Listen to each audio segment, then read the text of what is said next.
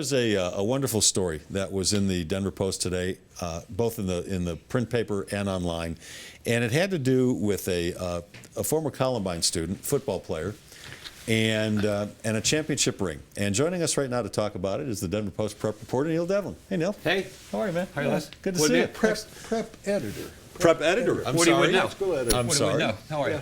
Did he hire you? He did. No, I didn't hire him. I promoted him. Promoted. I hope it was a promotion. I promoted him, and he said to me, "So do I get more money?" And I said, "No." But the deal we made was, I said, "You can have an extra week's vacation." Deal. I assume you still have it. Don't You better believe I have it. But he's also still getting paid the same amount of money. That's another story. I I tried. tell you what, of all the stuff I did while I was sports editor, this was the best move I made, truthfully.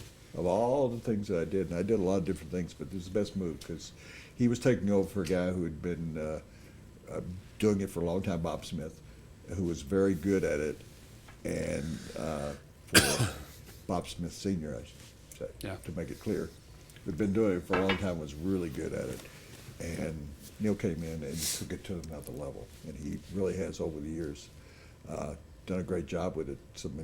I used to say to him, "Bring me a one-legged kicker story," or something like that. Well, this is a wonderful feature that you wrote. This is a Can't very go wrong heartwarming with story. good material, isn't it? man. Give us the plot. Well, basically, we have a Columbine shooting survivor who was in a library. I'm pretty sure he's the first one shot in there. And I did, just to make a point, I interviewed those that were in the library were on, their hour off during the course of the day.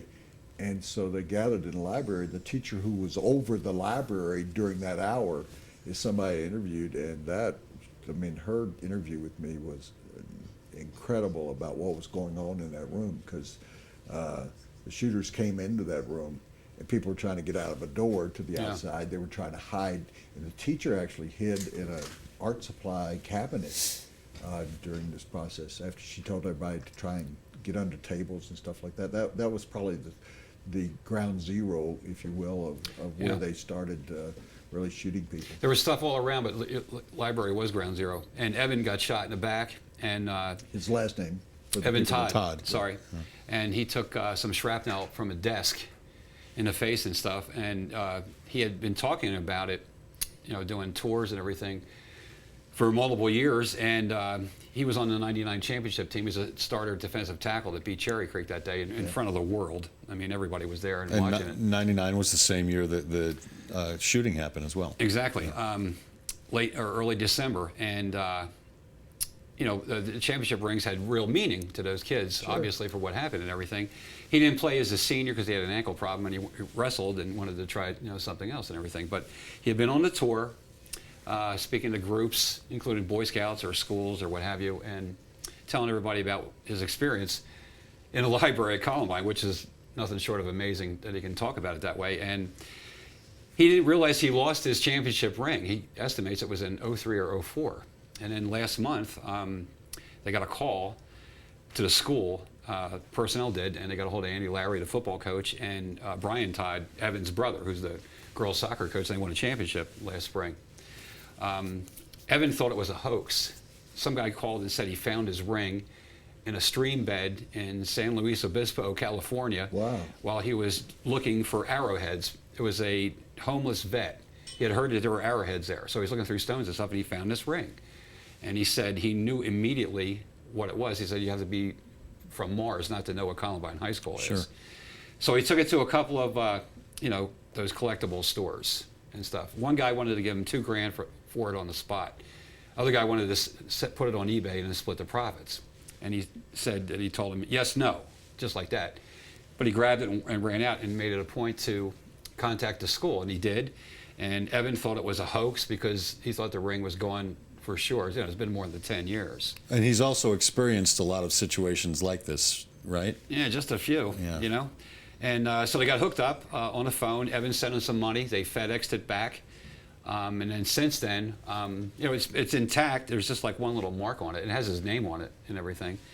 And since that time, they were on a Fox and Friends TV show last week, and they've raised like $103,000 to be split between this homeless vet, Bobby Smith, and a Veterans Administration. But now there's a question of whether or not if they give the money to this guy, he loses some of his benefits.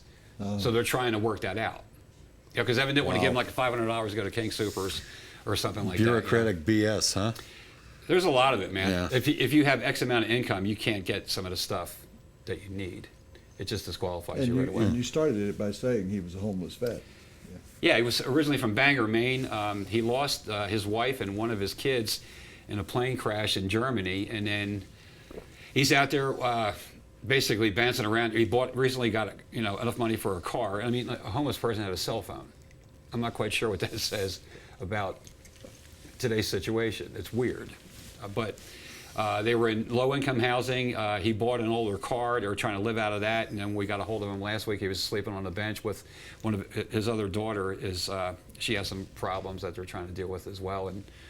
But I mean, for this guy to do that, turn down $2,000 on the spot or more, and Restores your faith in humanity, doesn't it? it's just amazing. I don't know what I would have done. And Evan, to go back to what the young man we're talking about, has his ring back, and I assume he's wearing it. And Proudly.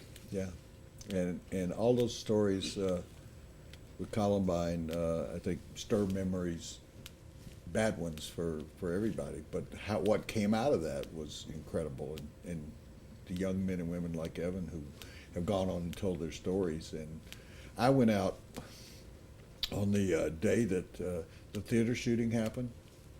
Everybody went out there, and I went out to Columbine and talked to people out there. And I went to the memorial that is on a hill right over there by that. And because I thought, we don't ever learn. It just No, we don't. It happens. It happens. And why? And people go, why does it happen in Colorado? Who knows? But because you think of Colorado as a safe haven maybe in the country. You think, New York and Twin Towers, and I was there for what happened after the planes hit the buildings. And I was talking about being in Selma in the 60s and being in Memphis when Dr. King was assassinated. And to see these things just continue to go on that, really terrorize this country. I just think this is a great story and an oasis in all of that. It is. The theater shootings are right down the street from my house, and Frank DeAngelis, the former principal, put it to me. He said, "What would happen if this ring didn't have Columbine on it? Would this thing also have occurred? This amazing act of kindness and doing the right thing by a homeless guy." Yeah. Makes you wonder. Had Evan Todd ever tried to find the ring? Oh yeah, he left. He thought he had an idea of where it was. He went through it with the hotel personnel and everything like that, and then. He checked around the area, left messages and stuff. Was he out in that area? Yeah, he was. Okay. He was touring at that time, doing, telling everybody about his Speeches experience. about Columbine. Yeah, well, I knew that, but I just didn't know whether he was in. it clicked for him, but I mean, it had been so long, he wasn't sure. Because it's been 11 years, maybe 12, since then. But yeah, he's thrilled.